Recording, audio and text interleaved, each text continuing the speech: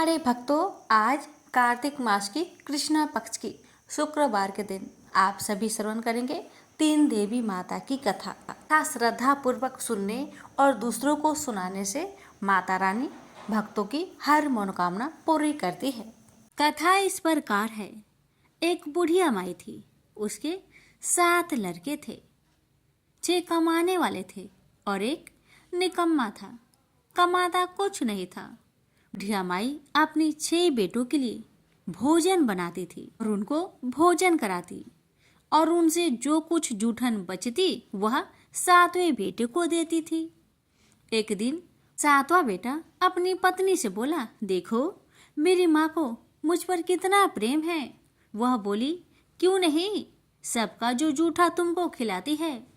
वह बोला, ऐसा नहीं हो सकता, मैं जब तक अपनी आंखों से ना देख लूं, मैं मान नहीं सकता कि मेरी माँ मेरे साथ ऐसा कर सकती है। कुछ दिन बाद त्योहार आया।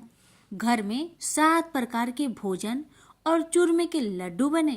अब सबसे छोटे लड़के ने यानी कि 7वें लड़के ने अपना सिर दुखने का बहाना बनाया और पतला चादर ओढ़कर रसोई घर में सो गया, ये देखने के लिए कि मेरी माँ मुझे जूठे भोजन देती है या फिर बनाई हुई ताजी भोजन देती है।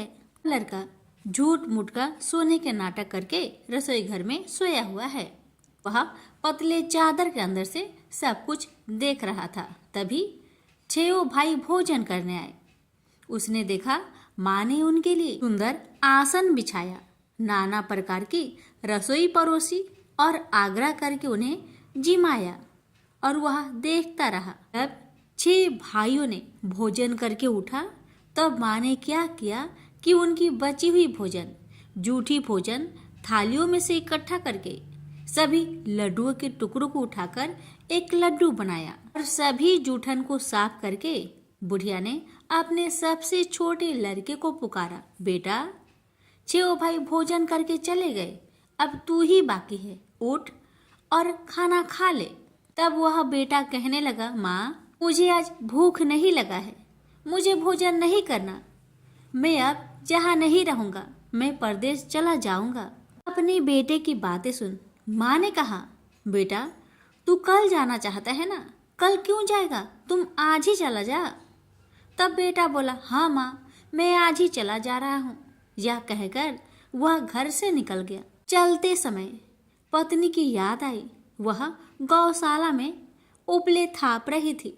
वहां जाकर वह बोला, हम जावे परदेश, आवेंगे कुछ काल, तुम रहियो संतोष से, धर्म अपनो पाल।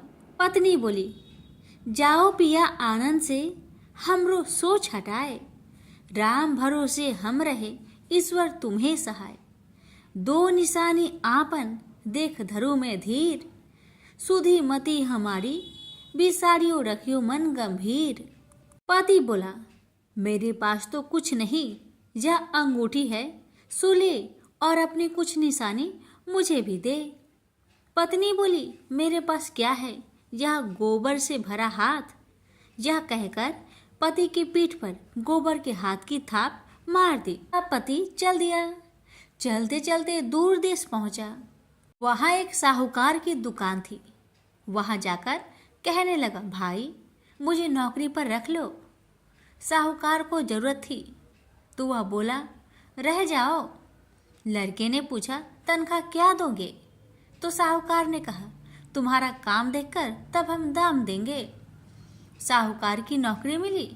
वह सुबह 7 बजे से 10 बजे तक नौकरी करने लगा। कुछ दिनों में दुकान का सारा लेन देन, हिसाब किताब, ग्राहकों को माल बेचना, सारा काम करने लगा। साहूकार के 7-8 नौकर थे।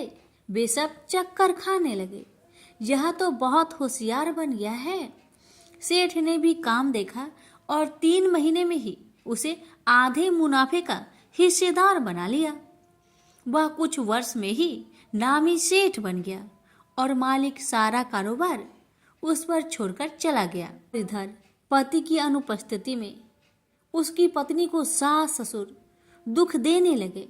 सारी गृहस्थी का काम करा के उसे लकड़ी लेने जंगल में भेजते हैं।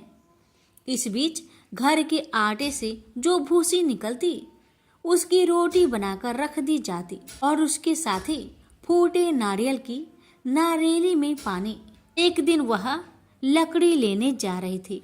रास्ते में बहुत सी स्त्रियां संतोषी माता की व्रत करते दिखाई दी। वह लड़की खड़ी होकर कथा सुनने लगी और पूछा, बहनों, तुम किस देवता की व्रत करती हो और उसके करने से क्या फल मिलता है? यदि तुम इस व्रत का विधान मुझे समझाकर कहोगी तो मैं तुम्हारा बड़ा एहसान मानूंगी। तब उनमें से एक स्त्री बोली, सुनो बहन, यह संतोषी माता का व्रत है। इसके करने से निर्धनता, दरिद्रता का नाश होता है और जो कुछ मन में कामना हो सब संतोषी माता की कृपा से पूरी होती है। तब उसने उससे व्रत की विधि पूछी। वह भक्तिनी स्त्री बोली, 1.25 आने का गुड़ चना लेना, इच्छा हो तो 5.25 आने का लेना या फिर 1.25 रुपये का भी सहूलियत के अनुसार लाना। बिना परेशानी और श्रद्धा व प्रेम से जितना भी बन पड़े सवाया लेना। प्रत्येक शुक्रवार को निराहार रहकर कथा सुनना। इसके बीच कर्म टूटे नहीं, लगातार नियम पालन करते रहना। सुनने वाला कोई ना मिले तो घी का दीपक जला उसके आगे या जल के पात्र के सामने रखकर कथा कहना। जब कार्य सिद्ध ना हो नियम का पालन करना और कार्य सिद्ध हो जाने पर व्रत का उद्यापन करना। 3 मास में माता फल पूरा करती है। यदि किसी के ग्रह खोटे भी हो तो भी माता वर्ष भर में कार्य सिद्ध करती है। फल सिद्ध होने पर उद्यापन कर लेना चाहिए, बीच में नहीं। उद्यापन में 2.5 सेर आटे का खाजा तथा इसी परिमाण में खीर तथा चने का साग करना। 8 लड़कों को भोजन कराना। जहाँ तक मिले देवर, जेठ, भाई बंधु के हो, न मिले तो रिश्तेदारों और पास पड़ोसियों को बुलाना। उन्हें भोजन करा, यथाशक्ति दक्षिणा दे। माता का नियम पूरा करना। उस दिन घर में खटाई न खाना। यह सुन बुढ़िया माई के लड़के की बहू चल दी। रास्ते में लकड़ी की बोझ को बेच दिया और उन पैसों से गुड़ चना ले माता की व्रत की तैयारी कर आगे चली और सामने मंदिर देखकर पूछने लगी, यह मंदिर किसका है?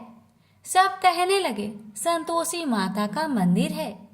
यह सुनकर माता के मंदिर में जाकर चरणों में लौटने लगी। दीन हो विनती करने लगी, माँ, मैं निपट अज्ञानी हूँ, व्रत के कुछ भी नियम नहीं जानती, मैं दुखी हूँ। हे माँ, जगत जननी, मेरा दुख दूर कर, मैं तेरी शरण में आई हूँ। माता को दया आई। एक शुक्रवार बीता कि दूसरे को उसके पति का पत्र आया और तीसरे शुक्रवार को उसका भेजा हुआ पैसा आ पहुंचा। यह देख जेठ जेठानी मुंह से डोकने लगी। लड़के ताने देने लगे। काकी के पास पत्र आने लगे, रुपया आने लगा। अब तो काकी की खातिर बढ़ेगी। बेचारी सरलता से कहती, भैया कागज आवे रुपया आवे, हम सब के लिए अच्छा है। ऐसा कहकर आंखों में आंसू भरकर संतोषी माता के मंदिर में आ मातेश्वरी के चरण में गिरकर रोने लगी। माँ, मैंने तुमसे पैसा कब मांगा है माँ? मुझे पैसे से क्या काम है माँ? मुझे तो अपने सुहाग से काम है। मैं तो अपनी स्वामी के दर्शन मांगती हूँ माँ। तब माता ने प्रसन्न होकर कहा, जा बेटी, तेरा स्वामी आएगा। यह सुनकर खुशी से बावली होकर घर जा पहुंची, अपना काम काज करने लगी। अब संतोषी माँ विचार करने लगी, इस भोली पुत्री को मैंने कह तो दिया कि तेरा पति आएगा, लेकिन कैसे? वह तो इसे सपने में भी याद नहीं करता। उसे याद दिलाने को मुझे ही जाना पड़ेगा। इस तरह माता जी उस बुढ़िया के बेटे के पास जा सपना में प्रकट हो कहने लगी, साहूकार के बेटे, तुम सो रहा है या जागता है? वह कहने लगा, माता, मैं सोता भी नहीं जागता भी नहीं, कहो क्या आज्ञा है? माता कहने लगी, तेरे घर बार कुछ है कि नहीं? वह बोला, मेरे पास सब कुछ है माँ।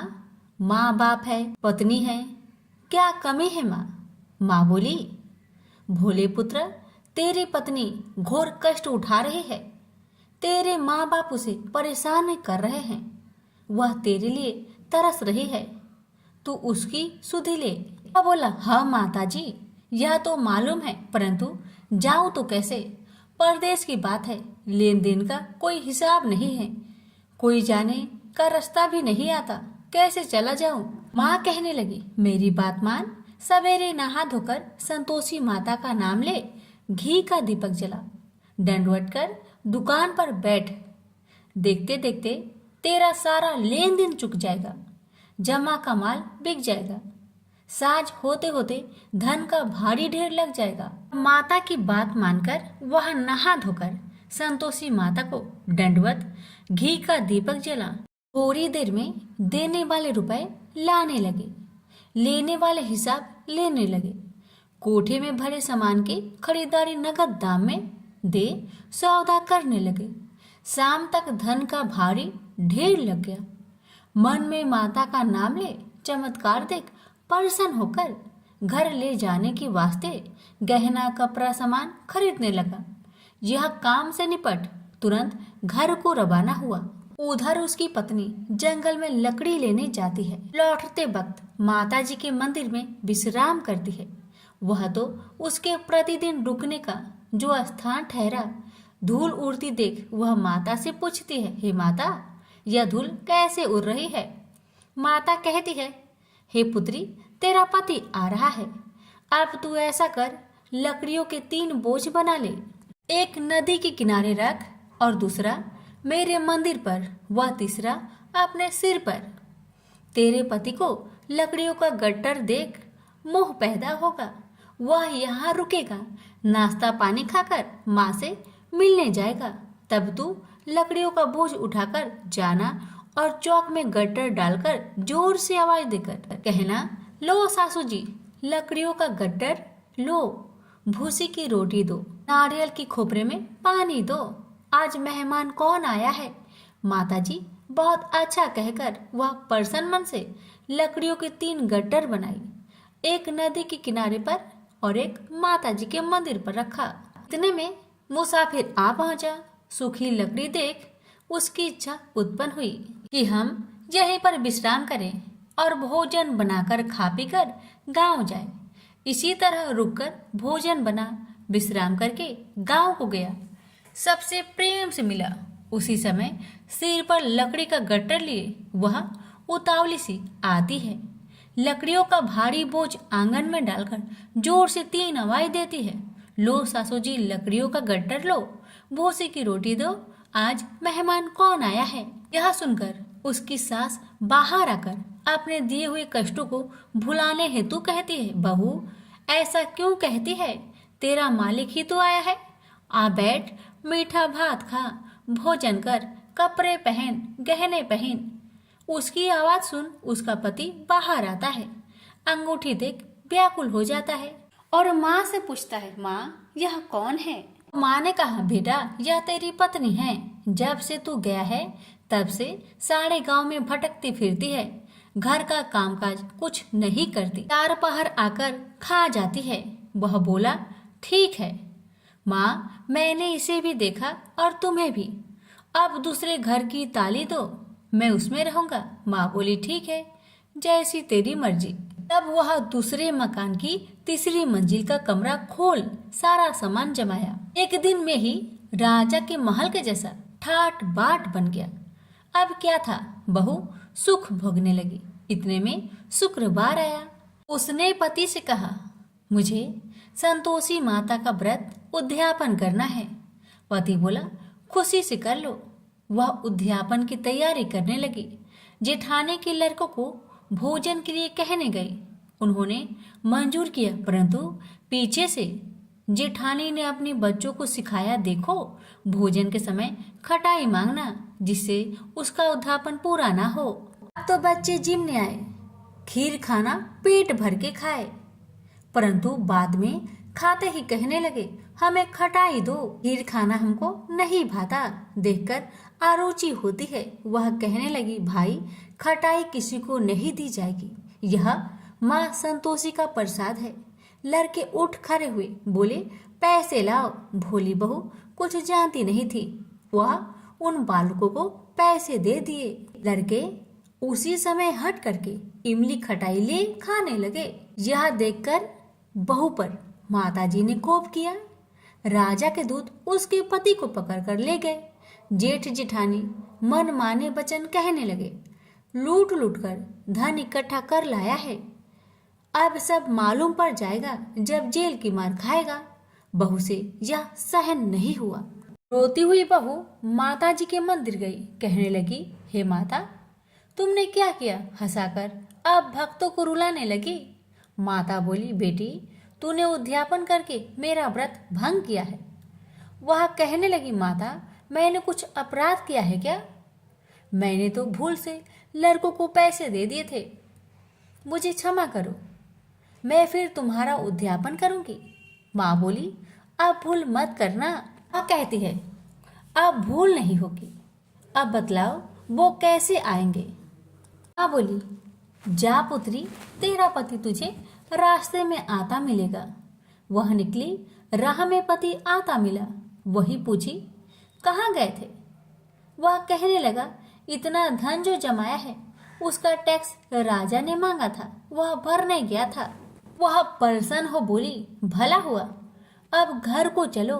कुछ दिन बाद फिर शुक्रवार आया। फिर वह बोली, मुझे माता का उद्यापन करना है। पति ने कहा, करो। पत्नी फिर जेठ के लड़कों को भोजन को कहने गई। ठानी ने एक दो बातें सुनाई। सब लड़कों को सिखाने लगी, तुम सब लोग पहले ही खटाई मांगना। लड़के भोजन से पहले कहने लगे, हमें खीर नहीं खाना, हमारा जी बिगड़ता है, कुछ खटाई खाने को दो। वह बोली, खटाई किसी को नहीं मिलेगा, आना हो तो आओ। वह ब्राह्मण के लड़के को लाकर भोजन कराने लगी। यथाशक्ति दक्षिणा की जगह एक एक फल उन्हें दिया। संतोषी माता प्रसन्न हुई। माता की कृपा होते ही 9वें मास में उसके चंद्रमा के समान सुंदर पुत्र प्राप्त हुआ। पुत्र को पाकर प्रतिदिन माताजी के मंदिर में जाने लगी। माँ ने सोचा, यह रोज आती है, आज क्यों न आए, इसके घर चलो। यह विचार कर माता ने भयानक रूप बनाया। गुड़ चने से सना मुख, ऊपर सूर्य के समान होठ, उस पर मक्खियां भीन भीन कर रही थी। दहली पर पैर रखते ही उसकी सास चिल्लाई, देखो रे देखो, कोई चुड़ैल डाकिन चली आ रही है, लड़कों इसे भगाओ नहीं तो किसी को खा जाएगी। लड़के भागने लगे, चिल्लाकर खिड़की बंद करने लगे। बहू रोशनदान में देख रही थी। प्रसन्नता से पगली बन चिल्लाने लगी, आज मेरी माँ मेरे घर आई है, आज मेरी माता मेरे घर आई है। वह बच्चों को दूध पीने से हटाती थी। इतने में सास का क्रोध फट पड़ा। वह बोली, क्यों उतावली हुई है, बच्चे को पटक दिया। इतने में माँ के प्रताप से लड़के ही लड़के नजर आने लगे। वह बोली, माँ जिसका मैं व्रत करती हूँ, यह वही संतोषी माता है। सबने माता जी के चरण पकड़ लिए और विनती कर कहने लगे, हे माता, हम मूर्ख हैं, अज्ञानी है, तुम्हारे व्रत की विधि हम नहीं जानते, व्रत भंग कर हमने बड़ा अपराध किया है। जग माता, आप हमारा अपराध क्षमा करो। इस प्रकार माता प्रसन्न हुई।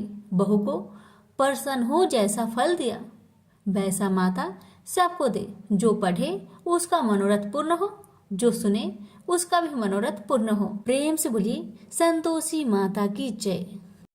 वैभव लक्ष्मी व्रत की कथा।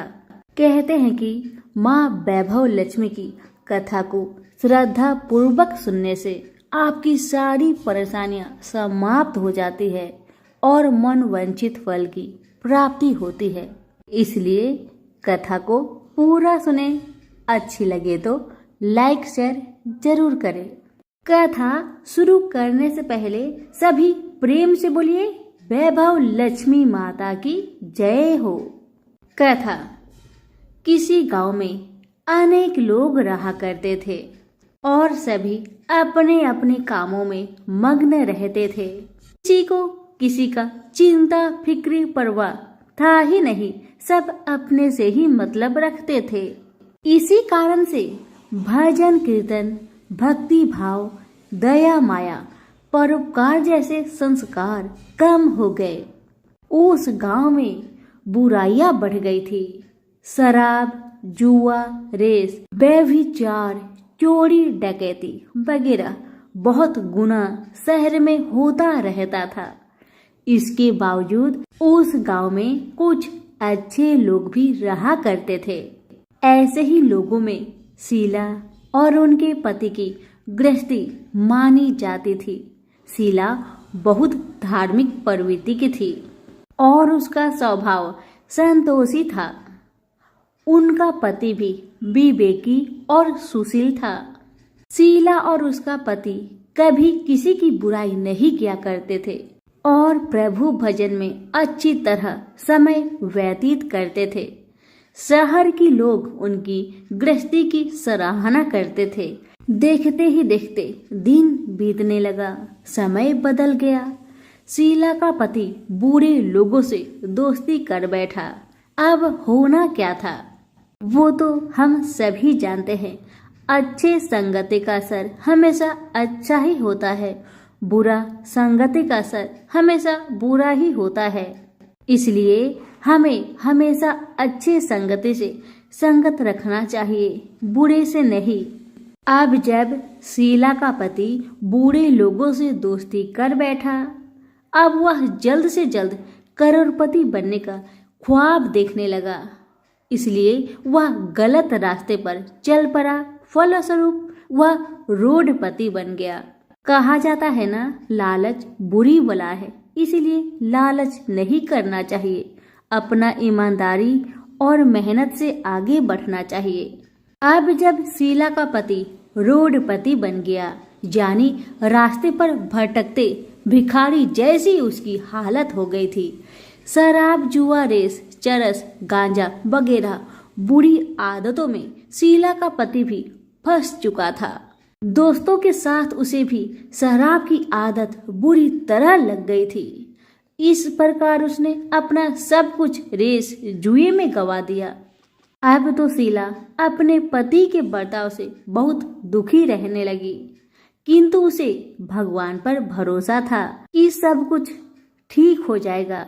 यही सोचकर वह अपने पति के बुरे बर्ताव को सहने लगी। शीला अपना अधिकांश समय प्रभु की भक्ति में बिताने लगी। अचानक एक दिन दोपहर को उनके द्वार पर किसी ने दस्तक दिया। शीला ने द्वार खोलकर देखा कि एक माजी खड़ी थी। उनके चेहरे पर अलौकिक तेज निखर रहा था। उनकी आंखों में से मानो अमृत की वर्षा हो रहा था। उनका भव्य चेहरा करुणा और प्यार से छलक रहा था। उनको देखते ही शीला के मन में अपार शांति छा गई। सारी चिंता मिट गई। शीला के रोम रोम में आनंद छा गया। शीला उस माजी को आदर के साथ अपने घर ले आई। दुख का बात यह था कि शीला के घर में बैठाने के लिए कुछ भी नहीं था कि माजी को किस पर बैठाया जाए। बेचारी यह सोच विचार के उसने एक सकुचाकर एक फटी हुई चादर पर उनको बिठाया और शीला ने कहा, माजी, मेरे घर में और कुछ भी नहीं है जो मैं आपको बैठा सकूं, इसलिए माँ मुझे माफ करना, मैं आपको फटी हुई चादर पर बैठा रही हूँ। माँ तो शीला की बातों से मंद मंद मुस्कुरा रही थी। माँ तो शीला की हर कहानी को जानती थी कि उसका पति उसके साथ कैसा व्यवहार कर रहा है। बेचारी कितने दुख में है। शीला के बातें सुन माजी प्रेम भरी शब्दों से बोली, शीला, क्यों मुझे तुमने पहचाना नहीं? हर शुक्रवार को लक्ष्मी जी के मंदिर में भजन कीर्तन के समय मैं ही तो वहां आती हूँ। इसके बावजूद शीला कुछ नहीं समझ पा रही थी। फिर माँ जी ने कहा, तुम बहुत दिनों से मंदिर नहीं आ रही हो, अतः मैंने सोचा चलो मैं ही देख लेती हूँ। माँ जी के अति प्रेम भरे शब्दों से शीला का हृदय पिघल गया। उसकी आंखों में आंसू आ गए और वह बिलख बिलख कर जोर जोर से रोने लगी। शीला को रोते देखकर माँ जी ने कहा, बेटी, सुख और दुख तो धूप और छाव जैसे होते हैं। धैर्य रखो बेटी, धैर्य रखो। और तुझे क्या परेशानी है, मुझे सारी परेशानी बता दे। माँ जी के व्यवहार से शीला को काफी संबल मिला और सुख की आस में उसने माँ जी को अपनी सारी दुख की कहानी सुना दी। कहानी सुनकर माँ जी ने कहा, कर्म की गति न्यारी होती है। हर इंसान को अपने कर्म भुगतने ही पड़ते हैं। इसलिए बेटी तू चिंता मत कर, अब तू कर्म भुगत चुकी है। अब तुम्हारे सुख के दिन अवश्य आएगी। तू माँ लक्ष्मी जी की भक्त है। माँ लक्ष्मी जी तो प्रेम और करुणा की अवतार है। वे अपनी भक्तों पर हमेशा ममता छिड़कती है। इसलिए तू धैर्य रखकर माँ लक्ष्मी का व्रत कर, इससे सब कुछ ठीक हो जाएगा। तुम्हारा दुख दर्द सब समाप्त हो जाएगा और तुम्हारे घर में अन्न धन का भंडार भर जाएगा। बस श्रद्धा भक्ति से माँ लक्ष्मी का व्रत करो। माँ जी की बात सुन शीला पूछने लगी, माँ व्रत की विधि तो मुझे पता नहीं। तब माँ जी ने उसे व्रत की सारी विधि भी बताई। माँ जी ने कहा, बेटी, माँ लक्ष्मी जी का व्रत बहुत सरल है। उसे वर लक्ष्मी व्रत या वैभव लक्ष्मी व्रत कहा जाता है। यह व्रत करने वाले की सब मनोकामना पूरी होती है। वह सुख संपत्ति और यश प्राप्त करता है। शीला यह सब सुनकर आनंदित हो उठी। शीला ने संकल्प करके आंखें खोली तो सामने कोई नहीं था। वह विस्मित हो गई कि माँ जी कहाँ गई। अभी तो माँ जी मेरे सामने खड़ी थी। शीला को तत्काल यह समझने में देर नहीं लगी कि माँ जी कोई और नहीं, साक्षात माँ लक्ष्मी ही थी। दूसरे दिन शुक्रवार था। सवेरे स्नान करके स्वच्छ कपड़े पहनकर शीला ने माँ जी द्वारा बताई विधि से पूरे मन से श्रद्धा भक्ति से व्रत किया और आखिर में प्रसाद वितरण हुआ। यह प्रसाद पहले पति को खिलाया। प्रसाद खाते ही पति के स्वभाव में फर्क पड़ गया। माँ लक्ष्मी की कृपा से उसका पति जिस दिन प्रसाद खाया उस दिन अपनी पत्नी को मारा पीटा नहीं, सताया भी नहीं। शीला को बहुत अच्छा लगा। शीला के मन में तो अब पहले से भी ज्यादा वैभव लक्ष्मी व्रत के लिए श्रद्धा बढ़ गई। शीला ने पूर्ण श्रद्धा भक्ति के साथ 21 शुक्रवार तक वैभव लक्ष्मी व्रत किया। 21वें शुक्रवार को माँ जी के कहे मुताबिक उद्धापन विधि करके 7 स्त्रियों को वैभव लक्ष्मी व्रत की 7 पुस्तक उपहार में दी। फिर माता जी के धन लक्ष्मी स्वरूप की छवि को बंधन करके भाव से मन ही मन प्रार्थना करने लगी, हे माँ धन लक्ष्मी, मैंने आपका वैभव लक्ष्मी व्रत करने की मन्नत मानी थी। वह व्रत आज पूर्ण किया है। हे माँ, मेरी हर विपत्ति को दूर करो, हमारा सबका कल्याण करो। जिसे संतान ना हो माँ, उसे संतान देना। सौभाग्यवती स्त्री का सौभाग्य को माँ अखंड रखना। कुंवारी लड़कियों को मन भावन पति देना। जो आपका यह चमत्कारी वैभव लक्ष्मी व्रत करे, उनकी सब विपत्ति को दूर करना, सभी को सुखी रखना। हे माँ, आपकी महिमा अपार है। ऐसा बोलकर लक्ष्मी जी के धन लक्ष्मी स्वरूप की छवि को प्रणाम किया। व्रत के प्रभाव से शीला का पति अच्छा इंसान बन गया और अब शीला का पति मेहनत करके व्यवसाय करने लगा। उसने तुरंत शीला की गिरवी रखे गहने छुड़ा लिए। घर में धन की बाढ़ सी आ गई। घर में पहले जैसी सुख शांति छा गई। वैभव लक्ष्मी व्रत का प्रभाव देखकर मोहल्ले की दूसरी स्त्रियां भी विधि पूर्वक वैभव लक्ष्मी व्रत करने लगी। सभी प्रेम से बोले वैभव लक्ष्मी माता की जय हो। आइए अब जानते हैं वैभव लक्ष्मी व्रत का उद्यापन विधि।